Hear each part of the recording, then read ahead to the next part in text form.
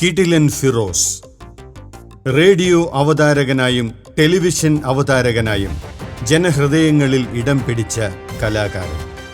Radio അവതാരകനായിരിക്കുമ്പോൾ മയക്കുമരുന്നിനെതിരെ 1200 കിലോമീറ്ററുകൾ കൊച്ചി മുതൽ തിരുവനന്തപുരം വരെയുള്ള ഇടവഴികൾ ഒന്നൊന്നായി സഞ്ചരിച്ച് ലഹരിക്കെതിരെയുള്ള ബോധവൽക്കരണ പരിപാടികൾ നടത്തിയ കലാകാരൻ.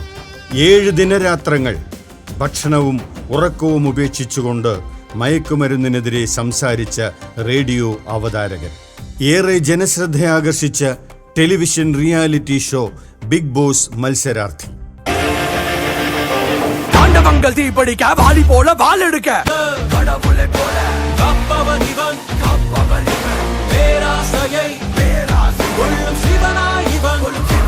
കലാകാരന് സമൂഹത്തോട് കടപ്പാടുണ്ട് എന്ന് ഉറച്ചു വിശ്വസിക്കുന്ന കലാകാരൻ. ക്യാൻസർ രോഗികൾക്കായി മികച്ച രീതിയിലുള്ള സൗകര്യങ്ങളൊരുക്കി താമസമൊരുക്കാൻ ഒരു സ്ഥലം. അത് അനാഥാലയമല്ല, സനാഥാലയമാകണം. ഇതായിരുന്നു കിടിലൻ ഫിറോസിന്റെ ആഗ്രഹം. ആ ആഗ്രഹ പൂർത്തീകരണത്തിനായി തന്റെ കഴിവിന്റെ പരമാവധി വിനിയോഗിക്കുന്ന കലാകാരൻ. തന്റെ ജീവിതാനുഭവങ്ങൾ പ്രേക്ഷകർക്കായി പങ്കുവയ്ക്കുന്ന മോട്ടിവേഷണൽ സ്പീക്കർ.